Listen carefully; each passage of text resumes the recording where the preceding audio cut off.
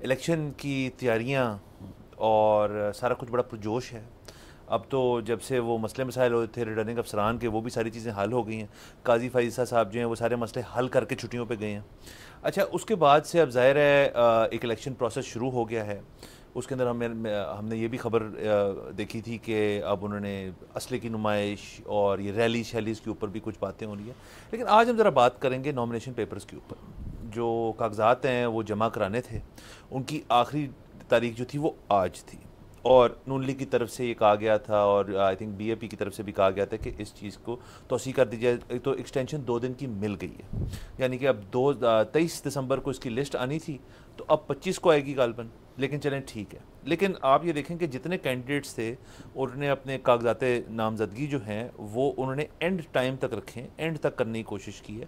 ایک تو اس کے اوپر بھی ڈسکس کر لیتے ہیں کہ یہ کیوں ہے، اور دوسرا الیکشنز جو ہیں وہ اب تو جو اگر کوئی کسی کے ذہن میں یہ سوال تھا بھی کہ جی کوئی مسئلہ ہے یا مسئلہ ہو سکتا ہے، اب تو میرے خیال میں ساری بات جو ہے وہ بڑی سامنے واضح ہے. بالکل، یہ آپ کے ٹاپک پہ نا بڑا اچھا ٹاپک ہے، اس پہ تھوڑا سا بعد میں آتے ہیں.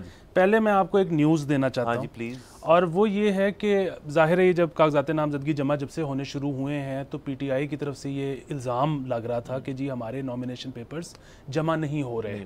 اچھا، اس میں ایک جو الزام تھا وہ فواد چودھری صاحب کی طرف سے بھی تھا اور ان کی فیملی کی طرف سے کہ جی فواد چودھری صاحب کے کاغذات نامزدگی ایکسیپٹ نہیں ہو پا رہے. اچھا، اس اثناء میں آج آخری دن تھا تو پھر ان کی جو اہلیہ ہیں ہبہ فواد، انہوں نے اپنے کاغذات نامزدگی جمع کروا دیے جو ایکسیپٹ ہو گئے، ان کو کسی نے نہیں روکا. اور ابھی خبر آئی ہے کہ NA61 سے فواد چودھری صاحب کے بھی پیپر ایکسیپٹ ہو گئے ہیں. اچھا، یہ جیلم کی سیٹ ہے نا؟ جی. اب بیگم اور میاں جو ہیں وہ ایک ہی حلقے سے الیکشن لڑ رہے ہیں. واہ.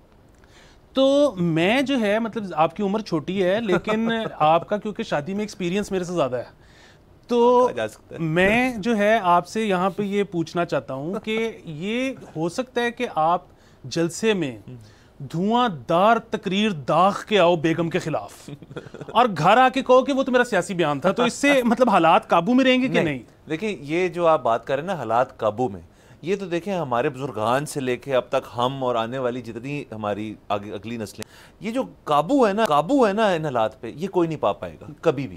وہ اصل میں اگر آپ کا سٹانس بھی ٹھیک ہے، وہ لاجیکل بھی ہے، اس کے اندر باتیں جو ہیں وہ سچ پہ مبنی ہیں، ہر چیز سب کچھ ٹھیک ہے، پھر بھی لیفٹ اور رائٹ سے کوئی ایک ایسے حقائق سامنے آ جائے گا جس سے آپ کا سارا کچھ نیچے سے گر جائے گا اور آپ بھی اس کے بعد کیا کریں گے؟ آپ بھی گر جائیں گے.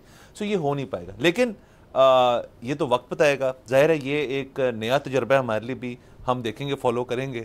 ظاہر ہے ان کی جو گھریلو چیزیں ہیں ان کا ہمیں پتہ نہیں چلے گا، لیکن آپ کو پتہ ٹپس تو مل جاتی ہیں تو شاید پتہ چل ہی جائے کیا ہو. نہیں دیکھیں، اس میں اگر کسی دن فواد صاحب نے زیادہ کو تقریر داغ دی تو جو رپلائی آئے گا وہ تو پھر شروع ہوگا کہ 1992 میں ایسے ہوا تھا. تو یہ آپ کو پتہ ہے کہ خواتین کی جو میموری ہے نا وہ بردوں سے بہرحال بہتر ہوتی ہے، بہت بہتر ہوتی ہے. تو یہ جو آپ کہہ رہے ہیں نا کہ گھر کی باتیں تو نہیں پتہ لگیں گی، ہو سکتا ہے پتہ لگ بھی جائے.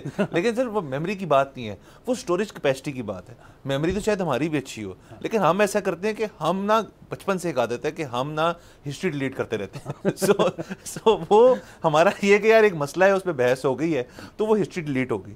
ان کی ہسٹری جو ہے وہ پھر جب سے شادی ہوئی اس سے لے کے آئندہ آنے والے دنوں تک وہ ہسٹری وہیں قائم رہتی ہے. اور ان کے پاس ایک اور بڑا اچھا ہنر ہے کہ وہ نا یہاں دماغ کے اس حصے پہ وہ فلوٹ کر رہی ہوتی ہے. ان کو جب بھی کوئی واقعہ ہوتا ہے وہ اس ٹائم ہے ایسی تو یوں کاٹ کے یہ سامنے رکھ دی بات، اور وہاں پہ آپ ختم ہو گئے کیونکہ آپ کو یاد ہی کچھ نہیں.